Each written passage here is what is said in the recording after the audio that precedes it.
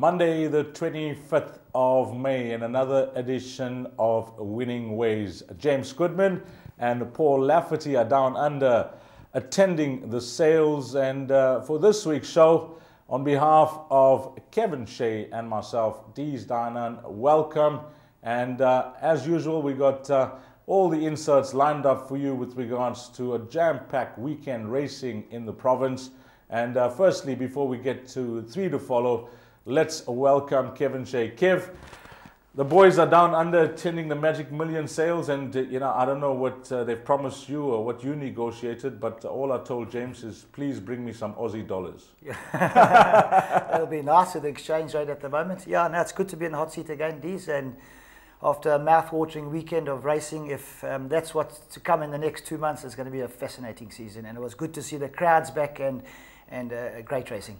I'm glad that you touched on the crowds, because now the city of choice, Pietermaritzburg, have put their name behind the South African filly sprint, and it always just boosts the attendance, Kev, when you got the city behind the name of the race. I think these a lot of it also gone to the advertising, and it was on TV and it was on the radio, and they put a lot of there was a lot of promotion going up into this big sprint day, and I think that's what brought the people together. You were not on course. You watched the live broadcast. How it is on the telly? Did you get most of the footage? Absolutely amazing. Everything that you wanted to see, you saw. And even having a chat to Dennis after these 2 wins, we gave him a phone call and just said, well done. It was great to see him in the winner's box. I mean, for the 4th consecutive year for the 2-year-olds, and I was lucky enough to be with one of them 3 years ago. So it's great to see that, the top trainers came to the fore. Well, Kev, we'll touch on that a bit later when we have a look at those 4 big feature races. But let's start off the show with 3 to follow.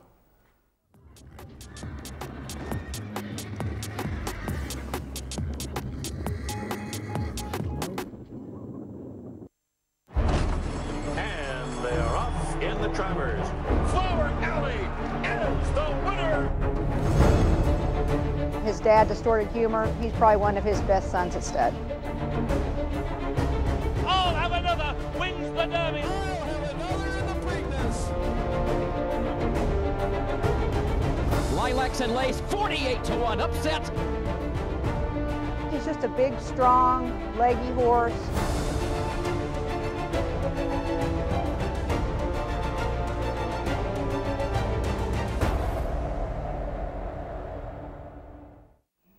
Well, the first one of our 3 to follow was at the Vaal Racecourse. Tuesday, the 19th of May, race number 3 over 1,200 meters. And Kev, that's gate number 2. The horse is called Nespresso, and trained by Lucky Houdelakis and Marco van Rensburg.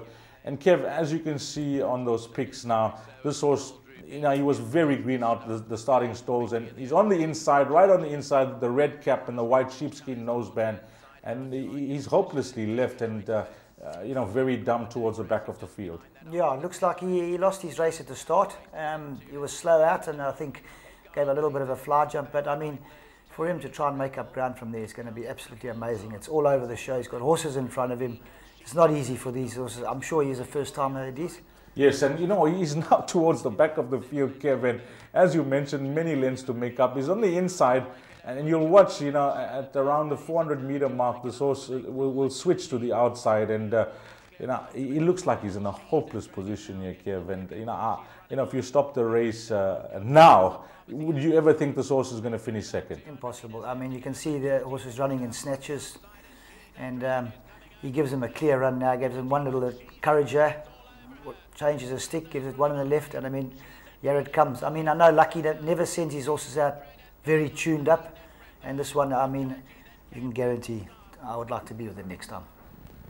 Yeah, I think the boys found a good one here. The 2-year-old filly, Nespresso is her name, and she's certainly one to follow next time out. Very green, very dumb, but she absolutely flew over the final furlong. Definitely one to follow.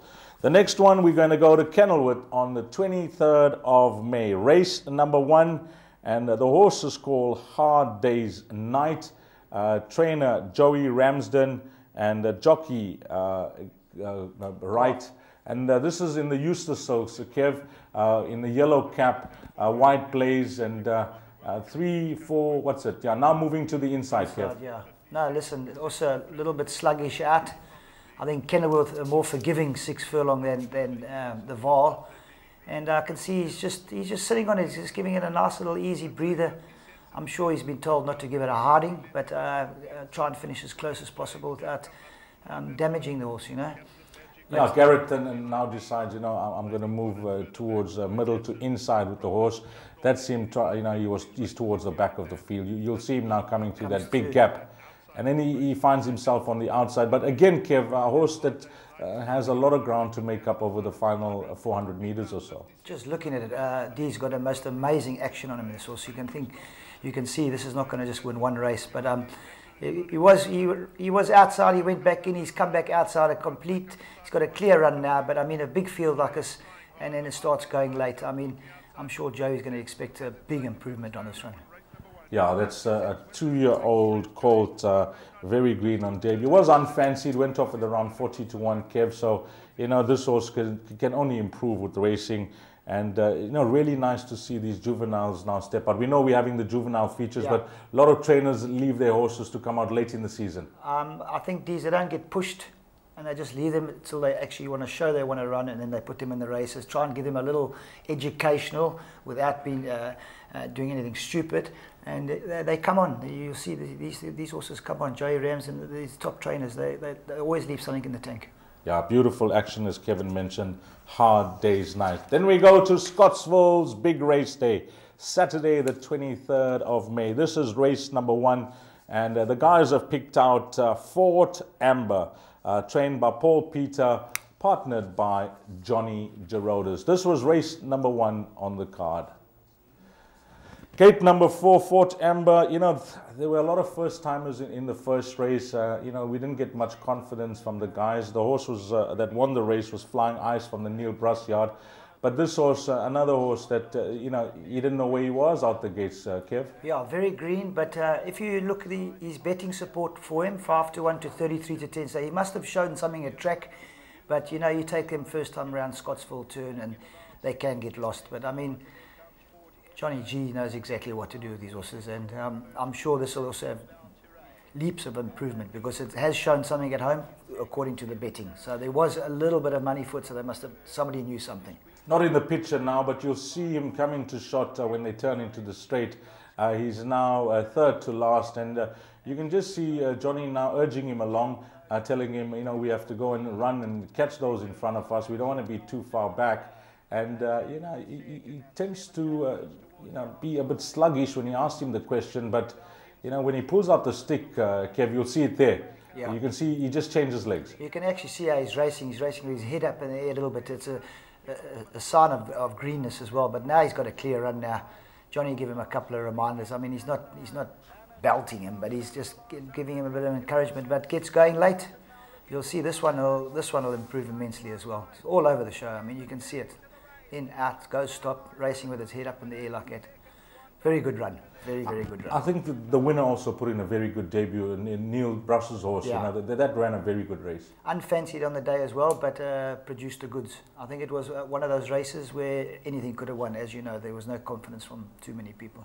Really nice to see guys like Paul Peter come down and support Champion Season. We saw him have a double the other day at Greyville. Yeah. So he's brought on some nice horses. And it's nice for them to have winners because I think that's what gives them the confidence that they are doing the right thing. And I'm sure the facilities they've got at Summerveld, I mean, you can't get anything better nearly in the world like that. So they're having their winners, and I think it's going to be a lot more guys going to come as well.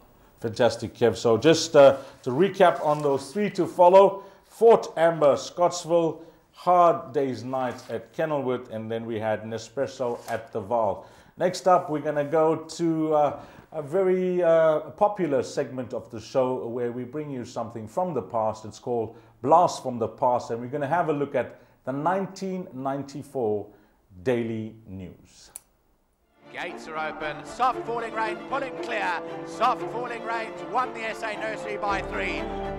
Racing in the 2000 Guineas. Gates fly and they're racing in the Godolphin Mile. They're off and racing.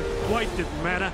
Class tells, Soft Falling Rain, much too good. Soft Falling Rain, an impressive Guineas winner. Soft Falling Rain is drawing clear. He's made it 7 out of 7 by winning here today. But it's Soft Falling Rain who is powering away. We'll see out the mile in style. A high-class performer wins the Nay of Joel Stakes.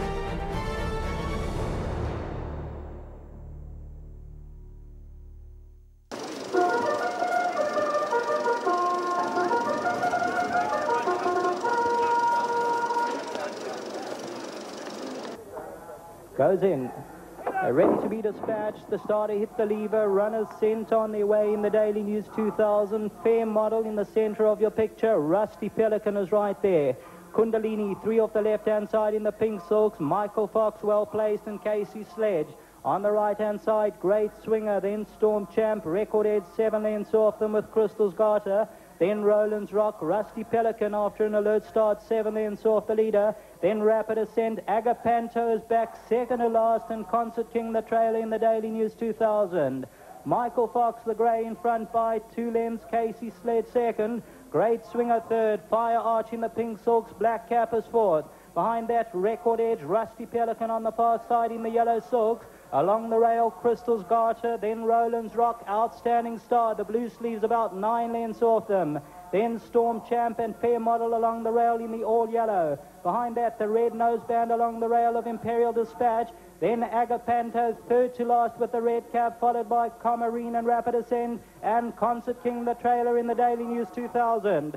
They go towards the 700-metre marker in the Daily News 2000, and it's Michael Fox, 2.5 from Casey Sledge.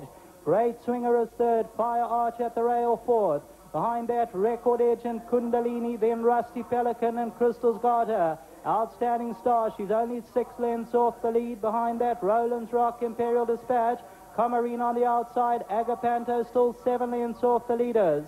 They turn into the home stretch in the Daily News now, and Casey Sledge moves up to hit the front. On the outside, Fire Arch, then Rusty Pelican, Crystal's Garter and Fair Model. Kundalini 5 lengths to make up, Agapanto 6. Rusty Pelican coming home strongly on the right-hand side. Casey Sledge, Crystal's Garter. Then Fire Arch, Imperial Dispatch also running on, an Outstanding Star. Rusty Pelican and Fire Arch, Imperial Dispatch on the inside. Rusty Pelican and on the inside, Imperial Dispatch. I think Imperial Dispatch got up to win a short head from Rusty Pelican, but it's desperately close.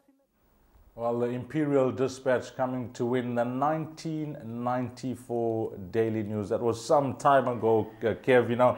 That's a long time ago. I think it's 21 years ago, and a very different look, Gravel these days. But it just shows, you know, how you could make up the ground. I mean, this horse was towards the back of the field, and I thought it was given an absolute pearl of a ride. Yeah, these when you watch those races, and I mean, you saw the gallop they went to, a good steady gallop the whole way through. There's no this canter to the top of the straight and sprint, but yeah, there were some good horses there. Rusty Pelican, some top horses down that field. I think if you went down that field, you'll see a lot of winners came out of that. But a different looking Gravel, no polytrack on inside. Everybody spread out, inside, outside. Good to see.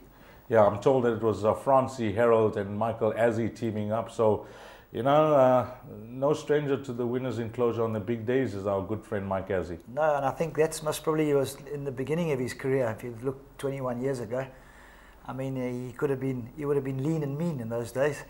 But good to see Marky. I mean, every year he gets his feature race winners and top trainer. Do you have any fond memories of the Daily News, Kev? Yeah, I had some good rides in the Daily News. I won it with a horse of Mark de Cox. What was his name? He went to Dubai. He went up running second to Bold Savannah in the July that same year. Irish Flame.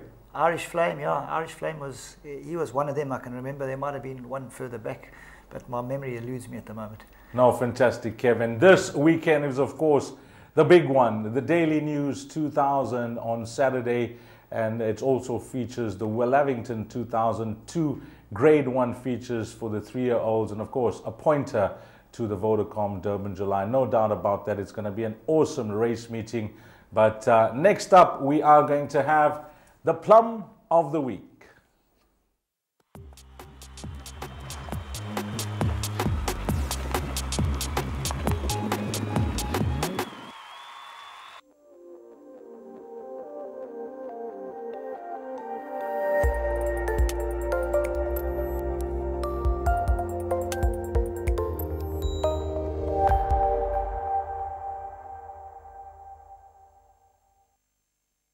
time marches on. And Sabah with a big run. Here's Sabah exploding through. Hits the front at the 200. And Sabah goes on. Come Fly With Me tries to fight back. Time marches on. On the outside, injures out, but Sabah's going on strongly to win.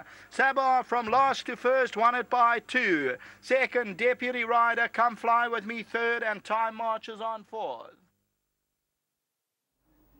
Well, our good friend Duncan Howes was not feeling well on the day. He had a neck brace on, and I was told that he had a bit of a neck operation, Kev, but this horse would have certainly brightened up his day. And if you have a look at the betting, the early support was for this individual from 2 to 1 to even money, and I'm told that you could get even money plenty on Interbet. Yeah, Dee's, I think, a very good filly, first of all. I mean, she's done this twice now, come from last. Last time she was slow away and she ran on. I'm sure Duncan would have said to try and ride the same sort of a race. They went a nice gallop, but I mean, you could see the top of the straight when Muzi pulled it out, race over. And I mean, there was a lot of money for her. And Duncan didn't have a bad day. The next race he had a second, and a second in the last race too. So his horses ran up to form again. But on the day again, you can see the top trainers come to the fore. Yeah, you know, I actually went for Deputy Rider on the day, so I'm glad that James picked this out, because I thought Deputy Rider could represent the value, you know, at around 5-6 to 1. But you know, this filly showed that she's certainly ahead of the handicap. I know she was pushed up a few pounds for winning her penultimate start prior to this. So she looks like a filly that we could follow, Kev? Oh, definitely, without a doubt. I can see Duncan would have also left something tanked for next year. But she's so well bred. She's blood is purple, so one to follow. I would stick with this. This looks like a very good filly. Plum of the week, Sabaha, even money aplenty on Interbet. And as Kevin mentioned, she's certainly not going to stop there. Maybe she could be one to follow at a next start. Next up, we are going to go to our current affairs segment, and we've got plenty to talk about at Scottsville's big race day, featuring the Sogo Sun Sprint.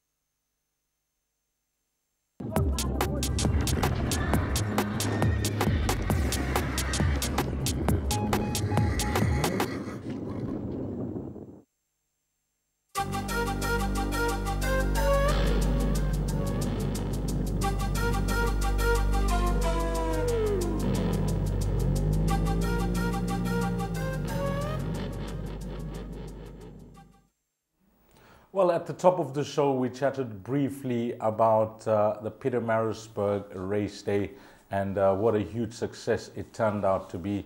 Well, in current affairs this week, we are going to have a look at all 4 Grade 1 features. Of course, the 2 features for the juveniles, and then the filly sprint, and then the big one, the Sogo Sun Sprint. But Kev, before we get into our first replay, which is the Alan Robertson Championship, you know, just having a look at the fields that were assembled on a day, I'm sure the sponsor and the operator would have been very pleased. Quality racing. Quality racing. Top full fields.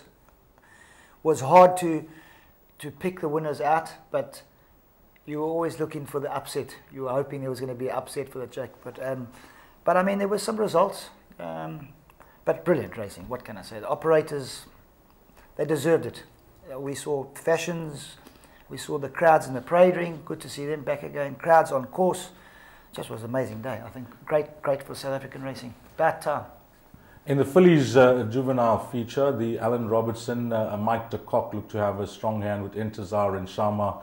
Glenn Cotson looked to have 2 useful fillies in the race, 1 unbeaten Royal Pleasure, and of course the half-sister to Princess of Victoria, who ran an absolute blinder. We'll have a look at it now. But the key was the Mike de Kock runners, wasn't it? Yeah, the winner drifted from 72 to 7 to 1, and there was a lot of support for the other one. So, you know, sometimes they show you at work that one's better than the other, but you take them to the race course. I mean, you just have to watch how this filly wins. I mean, she wins with her ears pricked. This is another one to follow. She looks like she could be a superstar. Great for Mark de Kock and great for Sheikh Hamdan. He puts his money where his mouth is. More than ready filly. There she comes. Well, we'll analyze the race a bit after watching the replay. So let's hand over to commentator Craig Peters. They sprinting away from the 1200 metre marker. Towards the outside, Pacifica was slow to go. They start to make now to the middle inside of the track. Speedy Susie is right there. Swift Sarah with a good position. Class Act. Chestnut and Pulls is well placed. Royal Pleasures on the inside. They're followed by Nomvula. Entersar's about 3 lengths off them with Sharma the red cap. Mela Maria, Madame Dubois on the outside with Chestnut and Pulls. That's the green sleeves and cap. Then comes Lala. Princess Royal's about 5 lengths off them at this stage. Towards the inside of that one is Roy's Goddess. An absolute stampede at the 500 in the Alan Robertson. And it's Speedy Susie. Down the inside, Royal Pleasure, Swift Sarah. Towards the inside, Entersar starts to run on. Sharma towards the outside, Madame Dubois. And Princess Royal gets into the race. It's wide open, Entersar, Royal Pleasure. Speedy Susie still there, Princess Royal. But it's Entersar who hit the front. And Entersar goes for home, is going to score. Entersar starts to shift, but will win it. Second will go to Princess Royal, Madame Dubois and Speedy Susie. Number 2, Entersar.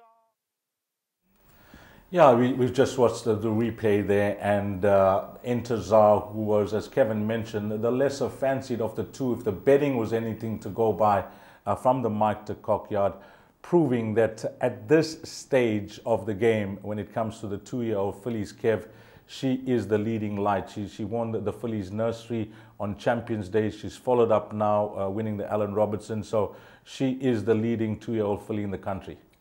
She's very good, Deeza. I mean, you saw she never had the easiest passages. Johnny was looking for a run all the way down the straight, and as we touched on just now, this track bias at Maritzburg, it just puts a little damper on the racing, because you saw the horses getting bunched up on the inside fence, and if you're drawn on the outside, you're in trouble. You know, if you don't get in, you're in dead man's land there. But when she did eventually hit the front, this filly, I think she saw a spook or something. She saw it must have been the tents or something. She virtually nearly stopped.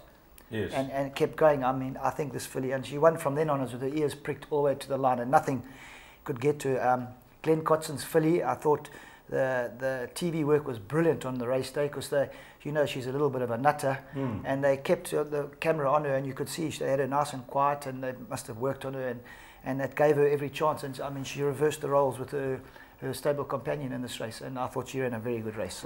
Two very nice fillies. I'm glad you touched on that as well, because you know, you say they would have had a plan. She actually went down 20 minutes before the off. She was the first filly to go down to post. Of course, they had a plan just to keep her away from other horses, keep her away from you know, getting involved with anything. You know, they tried to keep her quiet, and yeah, you know, brilliant. Raymond Rogers and his team, who did a fantastic production. Yeah, you know, when we spoke about her on air, they focused in on her, and you can see that she was a different filly from what we saw at her previous starts when she came to the course, and she had all sorts of trouble even in the race. Yeah, she was off her head that day. And again, the TV production was good. Last time you could see her, she was really giving Greg a handful and behind the pens, and then she got caught up on that inside track again where there's a course pass, and she got knocked around a bit, and she ran a great race. But well done to Glenn and his team. I think they really had a plan, and it worked. They were lucky. You know, these big days, there's more people, and there's tents, and there's flags, and there's the hot ones do get hotter, there's no doubt about it. So well done to them. I really take my hat off. They gave the public every chance of getting square up from her last run.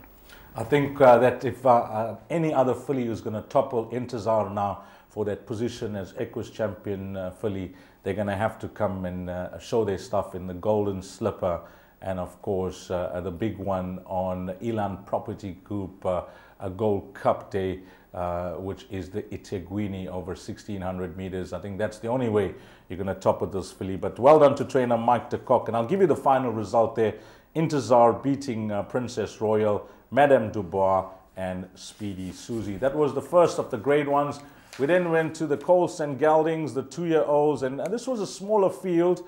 And you know, Kevin touched on Dennis Dreyer briefly earlier on, and he stranglehold on this race. The gold medallion, grade 1. This was over 1,200 meters. And again, over to our commentator, Craig Peters.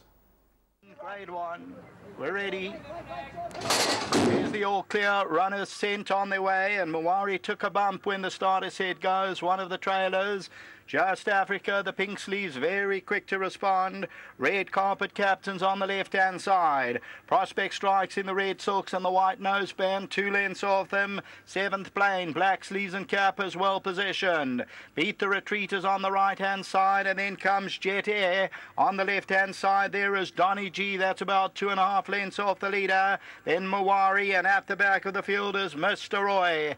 The field for the Tsoga Sun Gold Medallion heads towards the 500.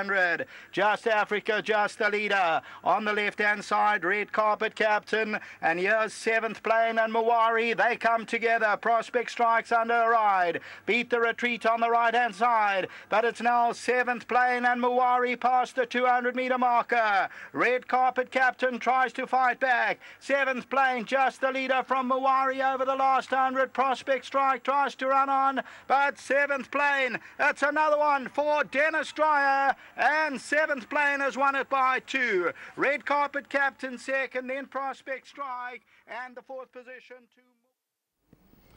It was always going to be a hot race, but you know, personally, Kev, when I took down the betting, you know, I thought that the bookmakers got it all wrong. You know, they had the 2 horses that won by absolute streets up in Gauteng, top of betting boards, Mawari and Prospect Strike. Mike de Kock and Dominic Zaki's runners were in races of their own, and you really couldn't judge, you know, how the form was going to hold up. Whereas, you know, this horse, 7th Plane, you could see the fact that, you know, Dennis took him down to Cape Town. He ran those good races. His comeback run was good. He looked at the right type of horse for this race. Yeah, I agree with you, Dees. The bookmakers were a little bit biased to those horses that have just romped away with their wins, but I must say they went a cracking pace, and Anton, he didn't hug that inside. He stayed 4 or 5 horses off, and you could see by the 500-meter mark everything was off the bit except for Anton. Anton was absolutely travelling, and the master he is, he squeezed him slowly and always kept a little bit for the death, and by the time the horses got to him, he pulled the trigger at the end, and you saw it when one going away. So I thought it was a very, very good ride by Anton. They went a very good pace, which sucked them all into it, and he was travelling well. So it was a good race. I really got a lot of respect for this horse. Dennis Dreyer, as you say, 4 years in a row. He knows what he's doing. So. Yeah, you know, Dennis he just knows how to get the horse ready. And let's not forget, you know, jockey Anton Marcus. I mentioned it on air.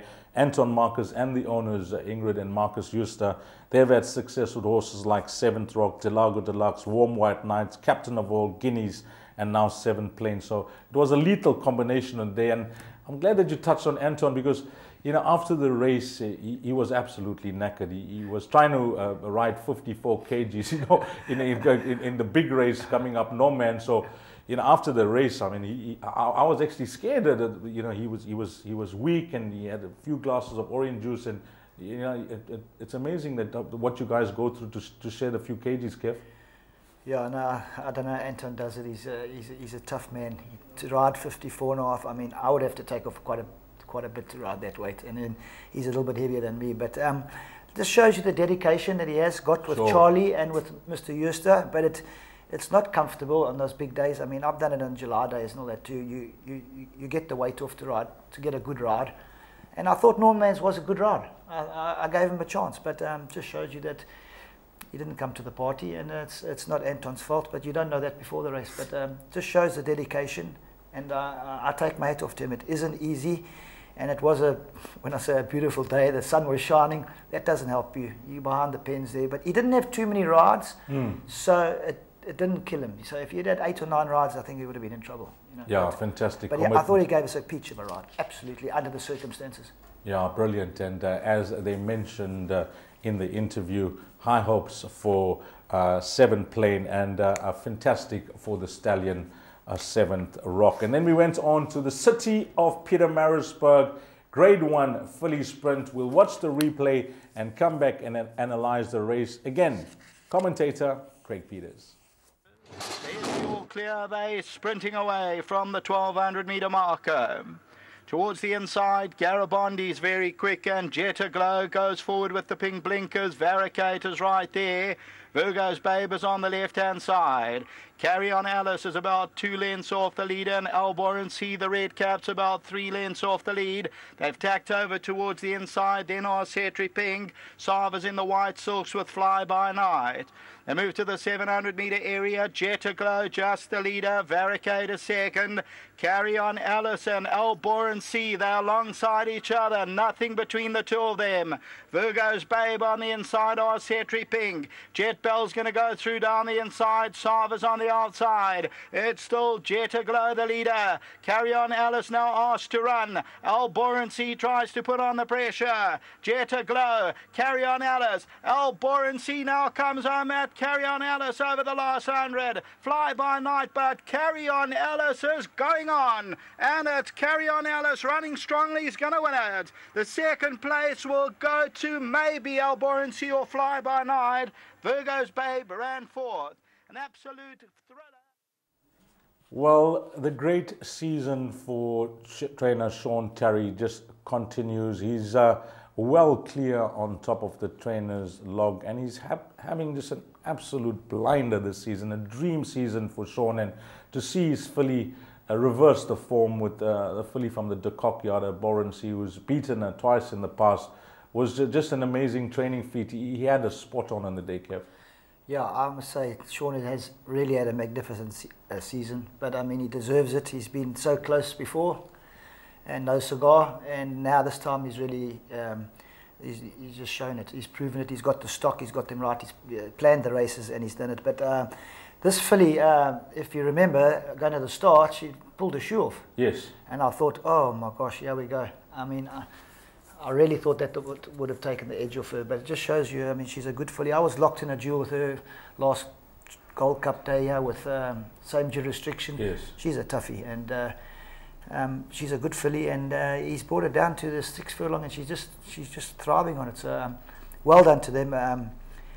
The two top of the boards fighting it out, which I thought that's how it was going to be. But I thought it would have gone the other way after this filly pulled her shoe off. That just shows you how tough she is. It just showed the bias of the track, and if you're caught behind horses, I'm sure there'll be hard luck stories for a horse like Jet Bell. I'm not suggesting that she should have won it, but yeah, she was going nowhere from the position that she was in. That's yeah, that's the track. I just put it down to the bias on the track. I mean, those horses that are drawn in the middle, if you don't get in, when you come to the junction, you start going backwards, and the inside horses are going forwards. They start going away from you, and there's nothing you can do. Yes. You just got to ride your race and come back, and the trainers understand it now. I think they can see the bias, but these I thought Anthony was even a little bit in the bias for a while. He was 5-6 off the fence, and the other filly was 1 off the fence. So, no, it was a great race, and I thought this is how they'd finish, and they did. And Fly By Night, nice to see her bounce back and show that her last run in Gauteng was all wrong. She's a great sprinter on her day, isn't she? Oh, when she gets going, I think she was a short head behind Via Africa last year. And she went on to win the Mercury. She went on to win the Mercury with Anthony Delpeche very, very well. And then they took her to Joburg for that race, and she just ran completely below par. And that they sets them back, some of those fillies. Now it takes a bit of time to get, but they got her back, and there she is, back in the firing line. Yeah, fantastic race, and I think well done to the operator Gold Circle, and of course the sponsor, for getting the City of Pietermaritzburg behind the South African filly sprint, and well done again to trainer Sean Terry and all the connections there of number 10, which was Carry On Alice. We then went on to the big one, the Golden Horse Sprint, or the Sogo Sun Sprint as it is these days. And here we had a full field, an absolute minefield. If you had a look at the race on how you're going to structure your bets, are we going to get an upset? Will the form horses arrive? And this turned out to be a dream result for the Dreyer team. And again, over to our commentator, Craig Peters. They sprinting away from the 1200 metre marker. Fly First Class, Bichette is right there, and Goldstorm over on the inside. The Black Cap is quick. They're followed further back by Barbosa. Captain of All's 2 lengths off them, the Black Sleeves and Cap, and Willow Magic's right on the inside. Shakes Brush, he's in the pink. Zambezi River's about 4 lengths off them. Normans has the green blinkers on the right-hand side, and Generalissimo with the pink caps about 4 lengths off the leader. They're followed by Brutal Force, then comes Moofeed, and Chakili's been pulled out the race. They come down to the last 500 metres. Down the inside, it's Goldstorm. So Goldstorm's the leader. Fly First Class, Bichette. Captain of All is on the outside. Willow Magic, Daring Dave. Then comes Shakes Brashy. On the outside, Normans also tries to get into the race. Captain of All, though, at the 200. It's Captain of All who kicks away. Generalissimo, Fly First Class. On the outside is Normans. Captain of All, though, goes on. And it's Captain of All from Goldstorm, the last 100. But Captain of All has won it. Goldstorm second, Shakes Brashy and Bichette.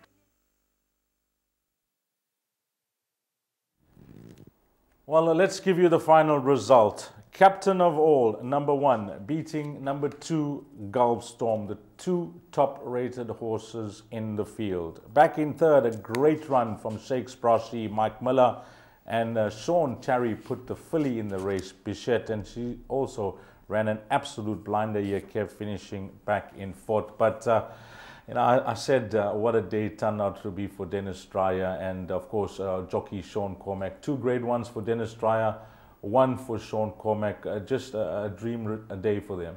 Absolutely. Sean deserves it. He puts all the work in. He's unlucky that he couldn't have ridden the other one, but Anton is the stable jockey. But Anton chose to stick with Charlie 54. He could have ridden this horse 60 kilos. It was a hell of a task to ask from this horse, but he pulled it off, and I'm very happy for them. I mean, the quartet was 15,000 rand. You take away that was with the favourite winning, but to find Shakes Brashy in a field like this and those other horses wasn't hard, but I mean wasn't easy. But a great win. I thought this was a gutsy win. Dennis Dreyer to the fore again. I mean, this horse, he explained in the paper he's had problems with this horse, and he's given him a break and this and that, and they plan their races like this. They go for this is the race they're going for, and it's 3 or 4 or 5 months before that, and they target it. And I mean, you saw. I think he's a little bit of a Maritzburg horses too. He's really impressed at Maritzburg. He shows that he enjoys that course. And I mean, he wasn't on the inside fence. Sean was in the 4, 5, 6 horses off the inside fence, but finished closer to the fence near the end. And as you see from the draws here, the last 6 horses were all in double figures where they were drawn, and they ran accordingly. So it just proves there is, I don't want to harp on that there is a course bias, but there seem to be, it's showing it. So unfortunately, that's the way racing goes. There's nothing you can do about it. Nobody can understand why it is like that or not. It's a mystery. I mean, 7, 8 years ago, we used to race on the outside at Maritzburg. That was the best game. If you went down the inside, you were as dead as a doornail. Yeah. Now it's completely reversed the other way around. So nobody knows, nobody can answer that question.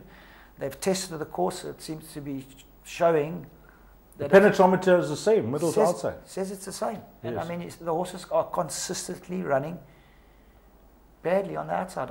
Nobody can work it out. So, but we won't take it away. And unfortunately, I think we lost Chakeli as well. Yeah. My good old little 2-year-old. I started with him with Alec Laird in Durban, and he was really a super horse. And he broke down, unfortunately. Yeah. Francie pulled him up quickly. So one man's loss and feeling the pain, and on the other side of the fence, there's Dennis Dreyer that is having all the glory. So that's racing. That's the sport of kings. This is what we have to put up with. It was nothing to do with the track or anything. I was going to just put his foot wrong, and he went wrong. Finished and clear.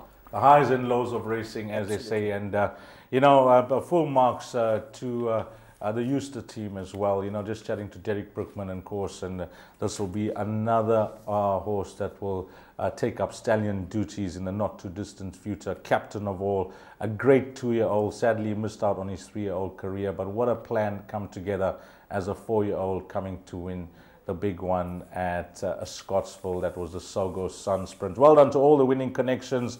And that was a wrap of Scottsville's big race day. Kev, you know, before we go into your call, you know, if you could just assist me, I must apologize to racing fans throughout the country that entered the charity Turf Challenge competition. Due to time constraints, we could not have the live draw on course.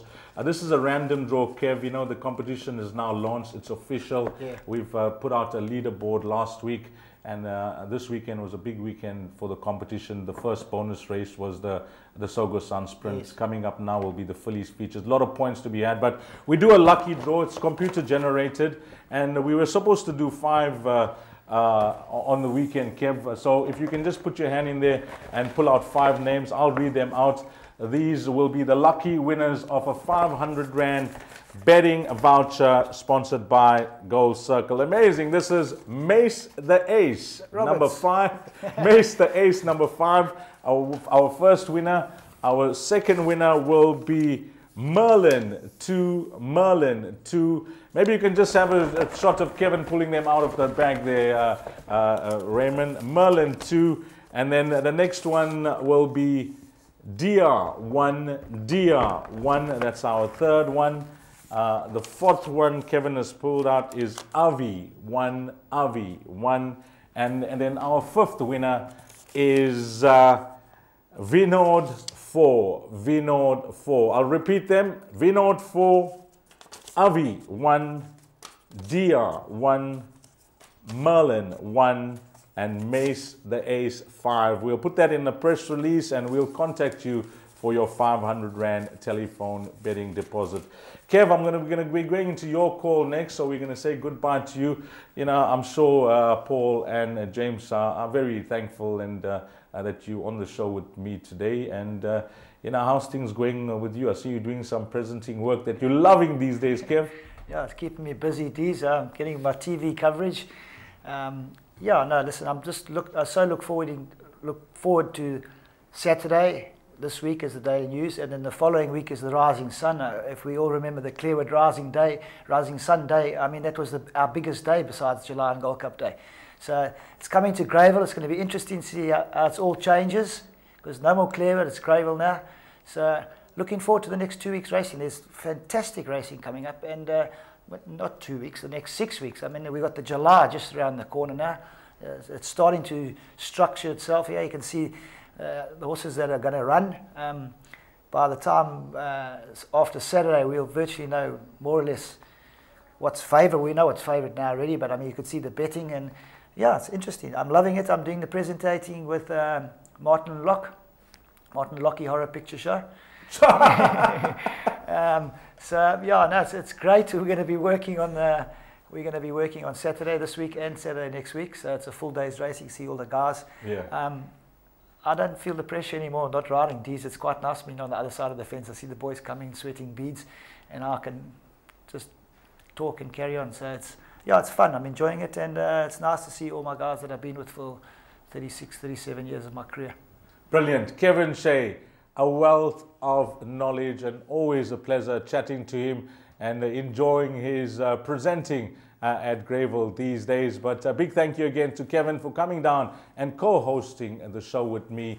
We'll be back shortly for your call, where we have 2 inserts. We got a recording with James and Paul from Down Under, and we got a gentleman that's been busy at Summerveld and Greyville, and it's about sectional timing with horses, and we'll be talking to none other than the CEO of his company, Carl Ronga. We'll be back shortly.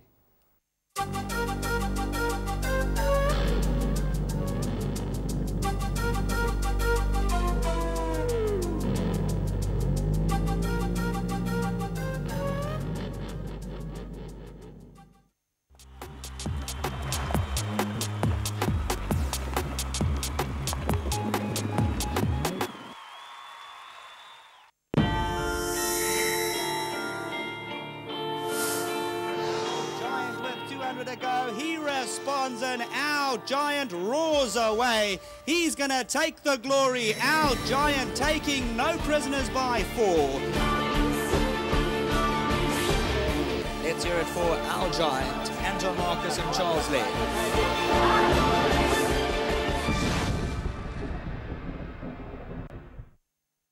Yeah, this week's edition of Your Call, and we got two inserts. First up, we're going to go to a recording that our good friends James and Paul sent us from down under.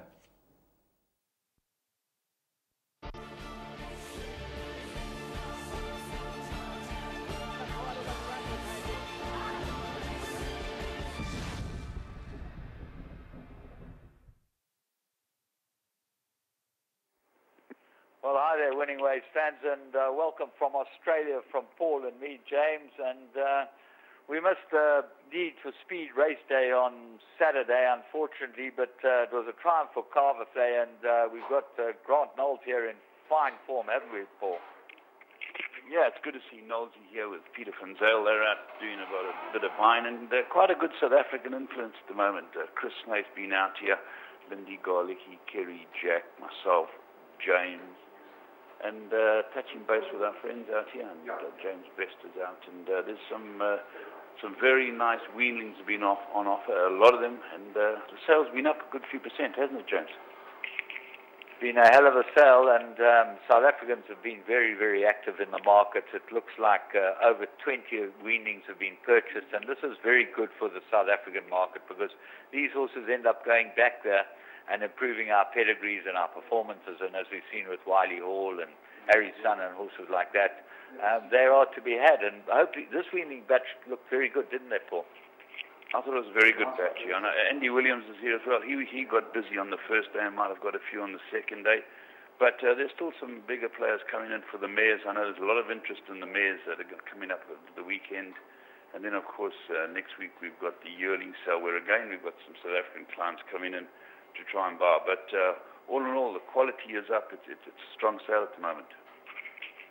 Interesting, Paul, about the weanings. They're averaging on the first day 67,500 Australian dollars. That's over R500,000, which means that there's some really quality bloodstock. And when you've got 430 weanings on this Magic Million sale, it just shows you that there really is something to be had by all, but you've got to have a big budget to be able to get something decent. Yeah, I just looked through. There are some that have fallen through the cracks, and again, it's normally the American and British stallions that have come in here, and some top stallions. Rocket Gibraltar over the years, Galileo weren't popular here, and there are new ones coming through that people are buying, and they're very good individuals. I know the Australians are keen to stay on their speed stallions for all their weanlings and what have you, but I think it's a buyer's market, and hence so many have been purchased.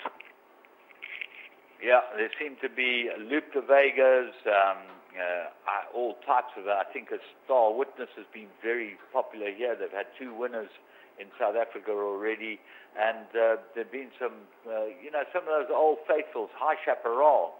There'll be some of those coming back to South Africa, but of the young stallions, Poet's Voice, there are a couple of them that look quite good. Yeah, another one that I think the South Africans are showing good interest is in Big Brown, and we've been watching the Kentucky Derby and seen Dortmund, who's by Big Brown, and so the Yanks have always been big on the horse, but Australia are not big on these horses. They, as I say, stick to their tried and tested, and the new stallions coming through, Pierrot's, Fox Wedge, horses like that, up there challenging the established Fastnet Rocks, and it's a very good sale, and again, very well handled. Well, we got the weaning mares sale, weaning sales over today. It's finished, and we got the mares sale over the next 4 days, and there are a lot of foals and mares, huge catalogue. And then obviously early next week is a yearling sale, and we'll bring you a report back next week on Monday. As far as the yearlings are concerned, it looks like a tremendous catalogue, and as usual, Magic Millions have looked after us and all the other overseas buyers. And everyone, it's just such a pleasure to be at a sale like this. And from us, Paul and me, you guys have a great week's racing, and we'll look forward to chatting to you in a couple of weeks' time.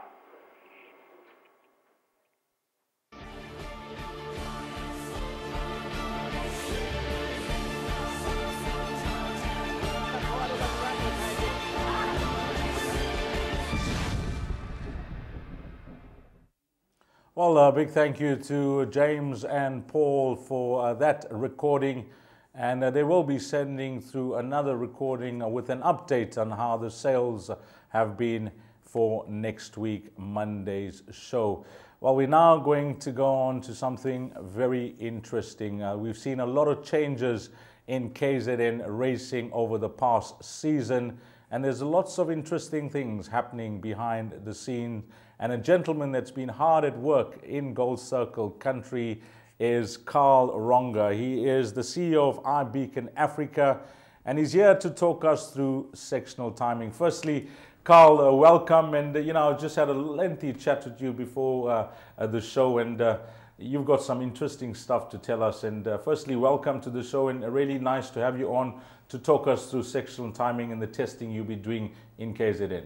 Thanks, Deez. It's a very exciting project, and I look forward to talking to you and your viewers.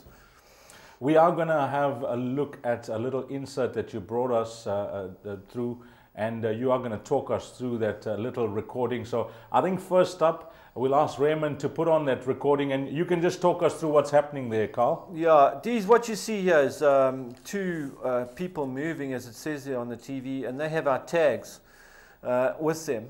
You'll see one is on the outside of the track and one is on the inside. This was just to make sure that the tags are working. The second, what you're seeing there is one horse racing with one tag on one horse, shall I say. And you'll notice that the actual tag is outside or just on the barrier of the track as it goes around, then it goes inside. Now, let me explain to you what's going on here. Well, we don't know the exact position of the track, and so we've incorporated a concept called machine learning. So every time a tag is raced, it learns the shape of the track. So being the very, very first horse to tag, you're going to see it slightly out. But it showed us that the tag was in fact working, and it showed us the feed rates, and you'll see in the next clip how that improves. So there it comes to the end.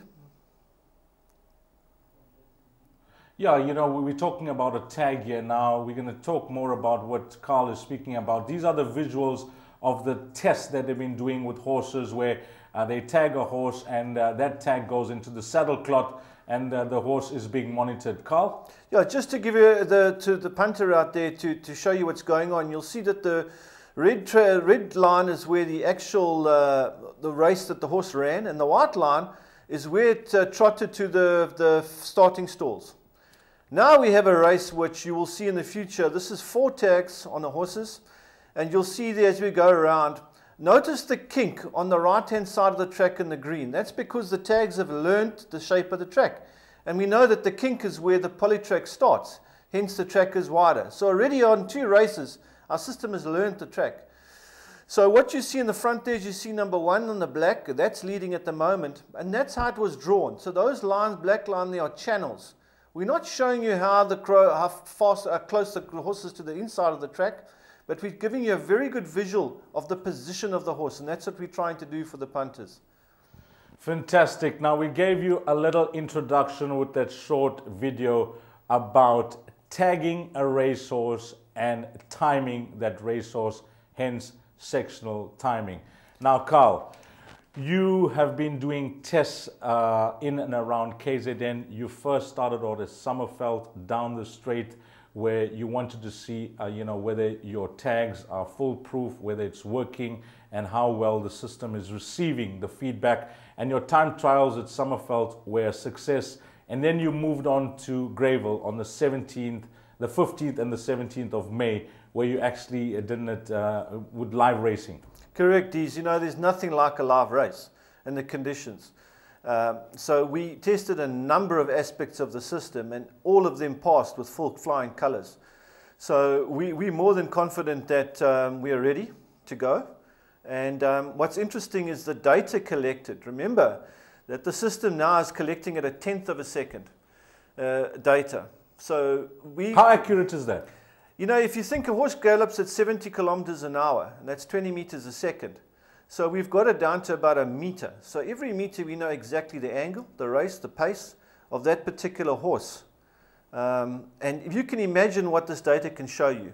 I'll give you one example, is that we could show you there those numbers there the horse that's galloping the fastest from the 400 or accelerating the fastest, that could be flashing, which would be great for the punters. It creates excitement in the race. It shows you exactly what the horse is doing. Another example, of course, is how did the horse actually run? Now, we know that the shortest route between 2 points is a straight line. But now we have a race course, which has a curve in it. So mathematically speaking, it's the shortest point is the tangential position of the horse. And I don't want to go to too many technical points, but consider that the optimum would be 0. So now your horses are from the 0. So you could say a horse ran 20% of the optimum race. For why does this horse always run 20%, or can it improve to 10%, or and all this will be available to the punters. So now you've got this tag, you call it a tag, it's put into the saddle cloth. You just told that it weighs in 100 grams, and you've tested it. There have been no issues whatsoever at both race meetings. The tag worked beautifully. The information disseminated came across 100%, and the data capturing 100%. Do you have a backup if the system fails? These actually behind that small little tag, and it is tiny, and it'll be less than 100 grams comes the actual live day. We have 3 systems inside that tag working. We have what's commonly known as GPS, and that's what you see on your motor car. Everyone knows GPS. We then have GMS, which is the cell phone towers, and we have a third proprietary system to ourselves that we have as a backup. All of this is South African developed by South African engineers. Now the backup is very important because for whatever reason, if transmission from the tag had to be interrupted, you would never lose the data. So after the race, your trainer, your owner, your punter could see all the data he wanted to see on the horse. And it's important to have these backups. Now, how is the information received? You got a tag. You obviously put up towers at the venue at Greyville to do that test. Correct. Some of your more astute punters will have noticed 2 12-meter towers. We've done them, placed them in areas where they're not so obvious, so that they are aesthetically pleasing to most people. And then we have a third tower, which is a very, very small tower, which you will hardly notice on top of the NHR building. And those are 3 main communication points that we have on the course. Now, let's come back to the nitty-gritty of this. We see this in Singapore, where we have the numbers on the screen and the position the horse is in. And as they turn into the straight, we can see the numbers moving. Now, you have obviously been doing this for Gold Circle and in Gold Circle country only at this stage. Any idea how Gold Circle is going to be using this information in future? Are there plans in place after these trials on how they're going to use this information? Oh yes, they're actually the Gold Circle are a long way down the track, so to speak, on how to use this data and what to do with this data. So what you saw there on the screen is really only our interpretation of how the data should be viewed, and we'd like the punters and racegoers out there to give us suggestions on what they would like to see on the screen. So that's part of this process before we go live. But yes, the data is there, and it's a matter of interpretation. As I said, we're capturing a huge amount of data on each race and each horse. It's just what do you actually want to see. 100%, because we're speaking about sectional timing, then we're speaking about visuals for the punters, and then we're speaking about after race analysis for the trainer and the jockey and the owner. I mean, the sky's the limit with a product like this on how you can use it. Absolutely. Obviously your punters haven't seen what goes behind the scenes, but really at the data, when you analyze it, it's a question of mathematics. And I'll give you another example that we all understand. If you want to see the angle that the horse ran from the 400 meters to the finishing line, you can see it to a meter. So you will have a track per horse. Now, I just want to recall back to that original video where you saw the lines of the horse trotting to the pen, and you saw that we actually can track it in the parade ring, believe it or not. So we have all this immense amount of data, and we're saying to the trainers and the owners, please contact myself, and I'll give you my email address for any punter who wants it, CEO@ibeaconafrica.com. So that's CEO@ibeaconafrica.com, and communicate with me and what your requirements will be. But I'm willing to bet you that there's data there that you wouldn't think would have existed. It's just how you want to use this data now. You just tell us and we'll present the data to you. It's as simple as that, because, as I said, we're measuring in 1/10 of a second. And just to whet everyone's appetite, we're hoping to get to 100th of a second. If we get to 100th of a second, you can imagine a horse every 2 centimeters we're going to pick up data. It's quite hard to believe, but in fact, data even becomes infinitely more accurate. Carl, this system, you were telling me, hasn't been tried anywhere in the world. It's a first that GoldCircle are trying, developed by your company. Yes, you know, sectional timing, I'm sure they would have seen the Singapore races, and other people have used this type of visual content. We believe in our system, with our redundancies built into the tag, with the kind of technology we're using, we have a world first here. And we're going to bring it to the South African racing first, but it's available for tracks all around the world. And we hope to get a very good response from it. I'm excited. I really am excited, you know, just listening to what this tag can develop into for our racing throughout the country. I mean, publications and, you know, how they can use it, because we got our form guides that we swear by, and the data that they give us is, you know, it really helps to enhance one's decision when making a bet. And, you know, something that you're talking about now will only assist the punter. So it's just a brilliant concept. And the big question now, you've done your time trials. GoldCircle seem to be happy with the 2 real tests that you've done. When will be the next test where a decision will be made thereafter?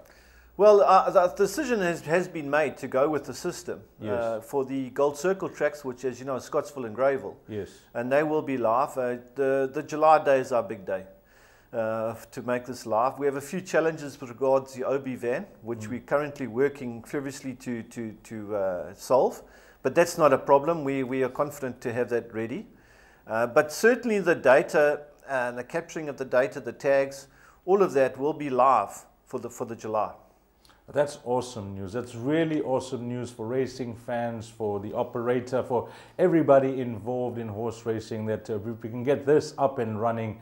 It's just a new era that we're going to go through with regards to our horse racing and how we view it and how we analyze it. And Carl, I mean, yourself and your team, you must be really excited about this product and what you've achieved working alongside GoldCircle. It sounds fantastic. Yeah, and I've just got to thank GoldCircle, the people at GoldCircle. They've been absolutely fantastic in their support for this concept.